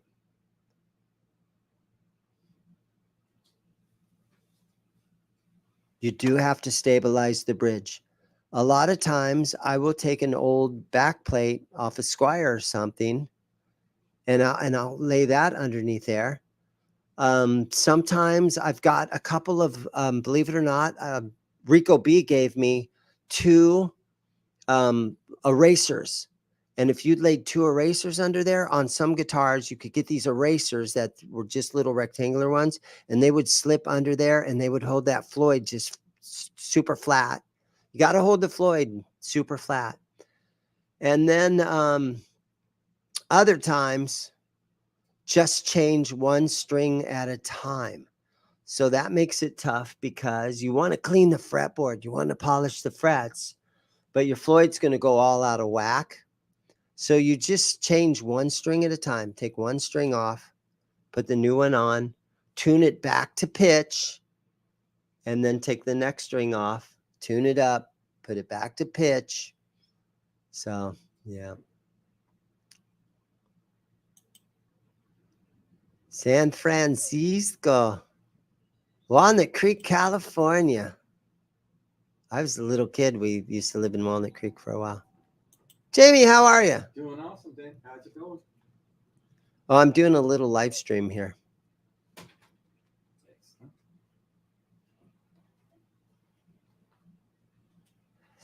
What is my favorite guitar?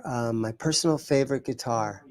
Man, I don't really have personal favorites because you can't get too in love with anything, because the whole point of being down here is to sell these things.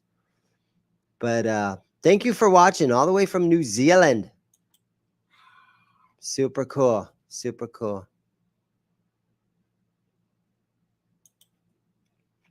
What's the worst playing guitar in the shop today? Well, I can tell you the worst guitar player in the shop today, it'd be Neil right there. Hold on, Neil. Say hi to everybody. There's our worst guitar player. In the worst playing guitar. I've got a lot of those old Japanese Taiskos, stuff like that. Those things are, they're unplayable. They're wall hangers. But I do have some of those. Show him the sitar. Oh my God, hand that thing to me. Neil just made a good, came up with a good idea on the worst plain guitar in the store. It's a Dane Electro. And it's not an old Dane Electro. It's a fairly new Dane Electro. It plays the way it's designed to. Yeah. Show him the bridge. All right. The worst playing guitar in the store right now, Dane Electro. Still has a hang tag on there. Funny little thing, right? Okay, funny little thing. Listen to this. Let me get a good question, Pooh. Thank you so much.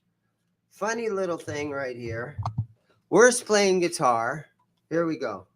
It's D chord.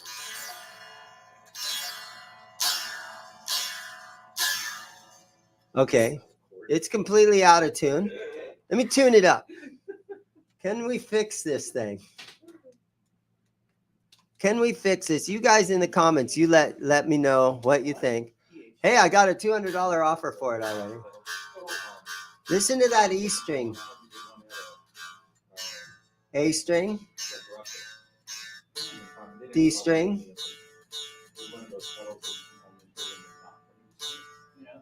Okay. This thing is really fretting out.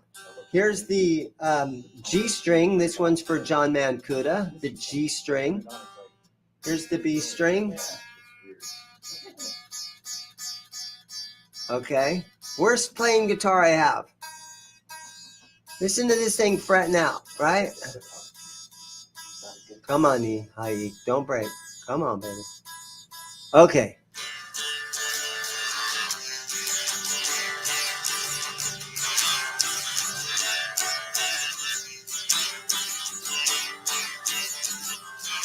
What do you guys think of that? Okay, here's why does this guitar sound that bad? Why is it fretting out? Because Dane Electro decided to make what they wanted to be a sitar, right?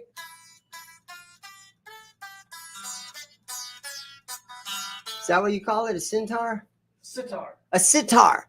Okay, this thing is Dane Electro's version of a sitar. So every string is going to just fret out like that.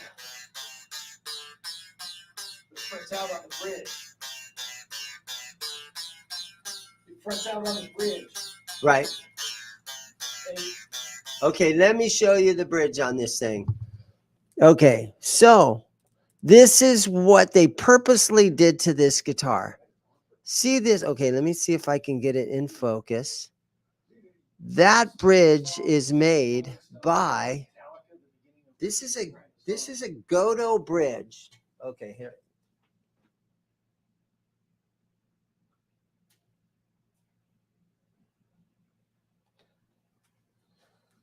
And so the way this bridge is designed is the string from the bridge right here all the way to here is actually rubbing against this bridge and fretting out. So, which gives you that sitar sound. So this is the weirdest.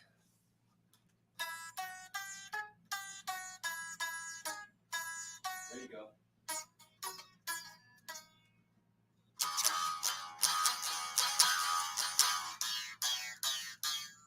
All right, sitar, no, sitar, Judas Priest. Here we go.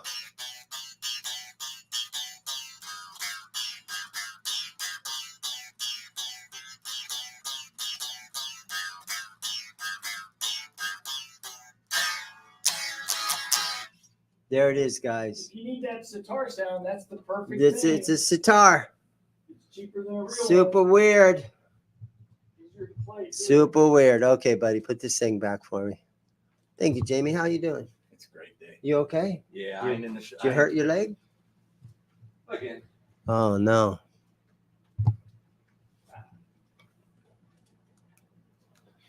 So, okay. That would definitely be the worst playing guitar. Gorky Park. Yeah, it's a weird Gorky Park. Let's not go anywhere where Russia is involved whatsoever today. Yeah. What a bunch of shit that is, huh? So, yeah, that's a weird one. A sitar, a shitar. That's what this guy's calling it. That's a shitar. Yeah, if the G string stays in tune, it's not a Gibson. Yeah. Now we're starting to get some comedians in here. I'll give you $175 for it. Ship it to me. I'll fix the buzzing problem. Okay. You're going to ruin the guitar if you fix the buzz. It's supposed to buzz. It's freaky. It totally is. Yeah, you could play, what's the Beatles tune? Tomorrow Never Knows. Oh, Without You? Is that what it's called? Yeah, Harrison messed around with that kind of stuff. So I guess if you're in a Beatles cover band, or for some reason you want to play that Beatles tune that uses a sitar, and again, even Metallica, the Stones. What was the beginning of that one Metallica song? It sounds like a sitar. Well, I know that the Rolling Stones used a sitar for a while there because they would copy everything the Beatles did, but they did Paint It Black, had a sitar in it, I think, and there was probably a half a dozen Stones tunes that used a sitar. Yep, Paint It Black. Within You and Without You. Yeah, Within, Without, something like that from Sgt. Pepper's. Side 1, no, side 2, first track, side 2, Sgt. Pepper's. What was it, like half the White Album and then Sgt. Pepper's? No, the Sgt. Pepper's was before the White Album. Yeah, Rock Daddy. They, like, crafted I up got a like bunch of one Dane album. Electros the other day, and Rock Daddy bought the little mini Longhorn bass, the Dane Electro Longhorn bass that had flat wound strings on it. Super fun, short scale, super fun with flat wounds to play. Rock Daddy's got that one. And he also bought the Dane Electro Longhorn regular 6-string guitar that I had. So he loves that kind of stuff.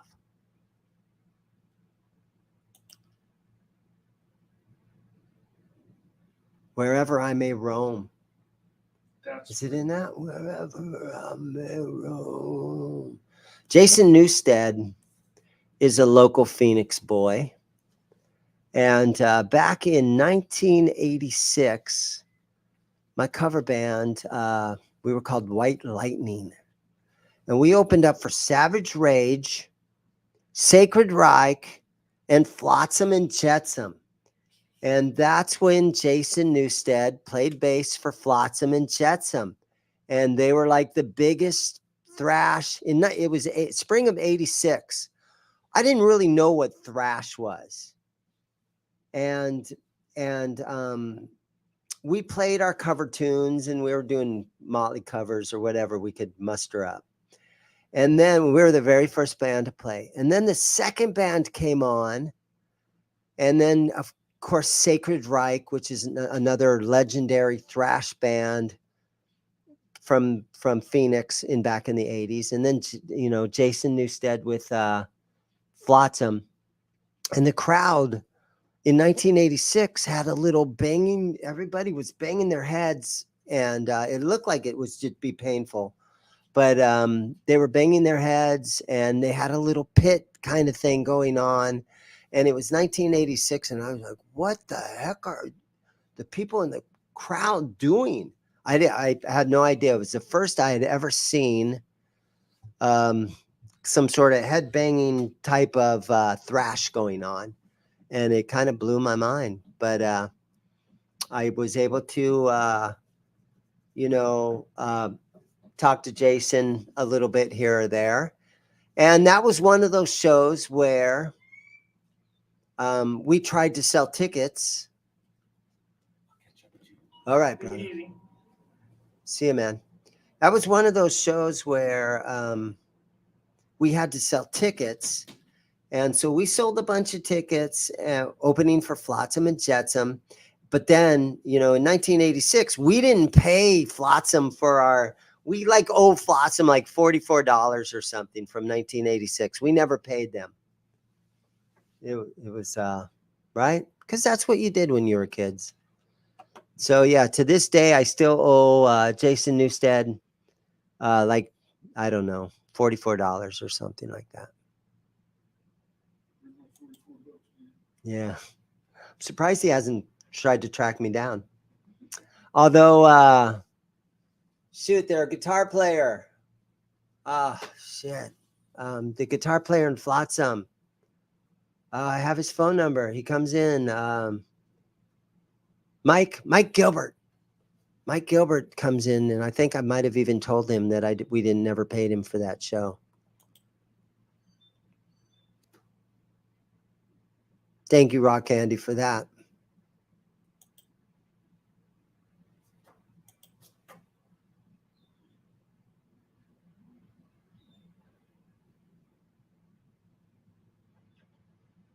Yeah, the sitar, I guess, has its place in history. And Dane Electro felt the need to, manufacture a little weird little sitar kind of thing.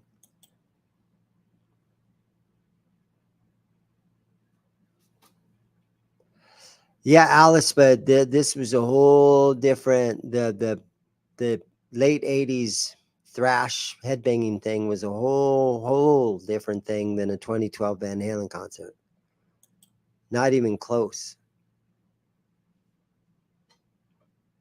I got a scoop. Thank you, sir, for hanging out with us. Wow. LA Guns even used a little sitar. That's cool. Once the Beatles did it, everybody else had to. Right. Right? Because they're like, oh, because it was a new sound. It was unique. Yeah, it's trying to come up with unique stuff. It's hard to do nowadays. Yeah. Everything's been done. Okay, in 1986, as a bass player, I played through a Fender Bandmaster in a 212 cabinet. It might have been a 215 cabinet. Yeah, I had a Fender Bandmaster in a 215 cabinet, and my tone sucked. And nowadays, that amp, and so back in those days, I freaking hated the amp that I had, but as a youngster, that's what I had. And, thanks to my parents, they bought me that amp for Christmas. And and you know what? I still have that amp. So Christmas of 1977, my parents bought me, or Santa brought me, a 1960, I think it's a 1967 Fender Bandmaster Silverface. And of course, and back then I had electric guitar and I had a big muff pedal. So I had a killer tone, but then, I would go back and forth from playing guitar. But when I was actually in a band, I could pass auditions and be in a band as a bass player. So I would play my bass guitar through, the Bandmaster, and my tone was not good, but you could just, you just had to kind of deal with it. It's what it was. And I missed out on a lot of auditions. I would go and audition for, little cover bands or whatever. And once we would write songs and stuff, but not having a good bass amp kind of made me miss out on a couple of, when I'd go out and audition for people, you show up with an old Bandmaster and you're not going to get the gig because they had Trace Elliott amps out at the time and Ampeg amps. And they had some, even if you showed up with a Sun Coliseum in 86, people would be like, oh, okay. But my Bandmaster did not do it. But again, I got my Bandmaster for Christmas of 77 when I lived in Ohio. We lived in Ohio. We moved to Arizona in 1980.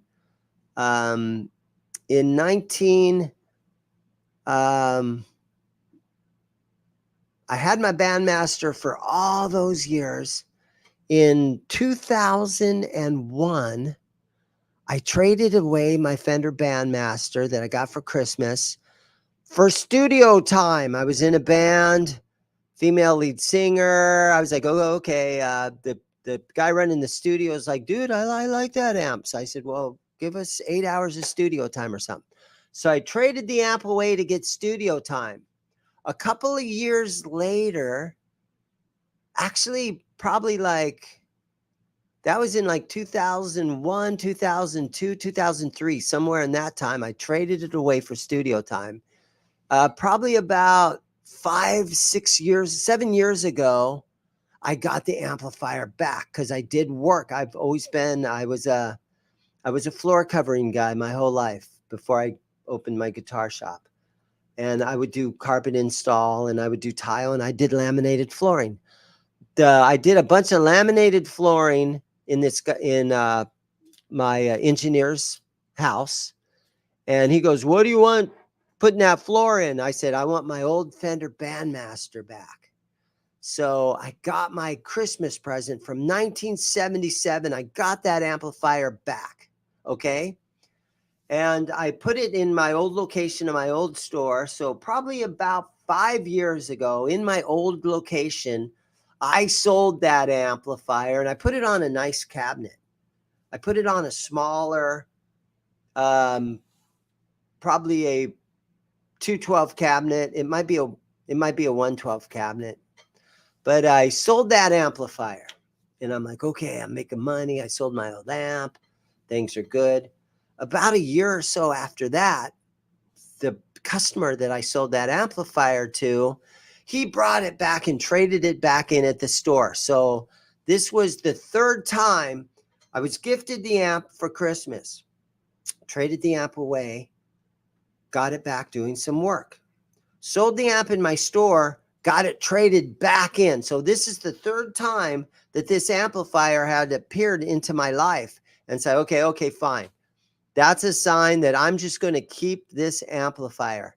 So in the back room of my house where I had a carport, or not a carport, but I had a back patio that I converted into a spare bedroom, I have that amplifier hidden under a cover, under a blanket, back in my spare room in the back of my house. So I've got the Christmas present from 1977. I still have that amplifier. That's a long story, but it was true.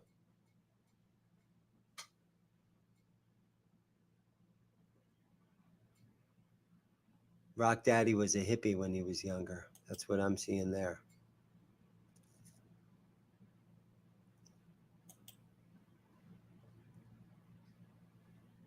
Marty Friedman is a great guitar player. It is true. If you had a van back in the day, man, you were living the dream.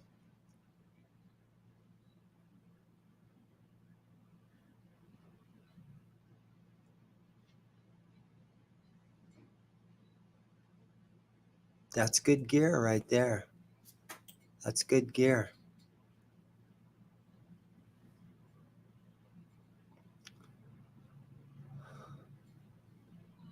Yeah, a lot of old hippies come in here and hang out with me. Just kidding.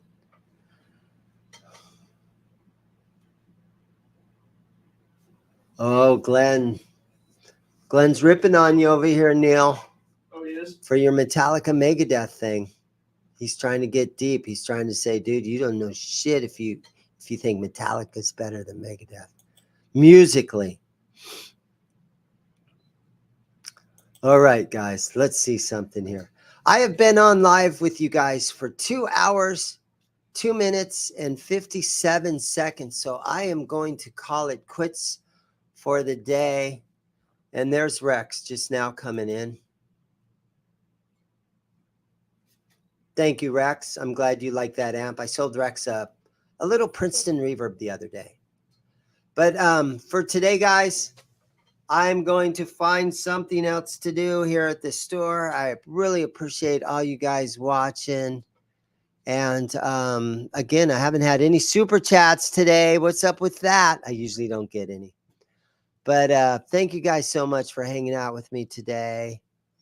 And everybody have a great day. And I'm going to find something else to do. And hopefully I'll get some customers coming in here and we can start to make the most of this beautiful day here in Phoenix. But again, guys, thanks so much. Everybody have a great day. See you guys.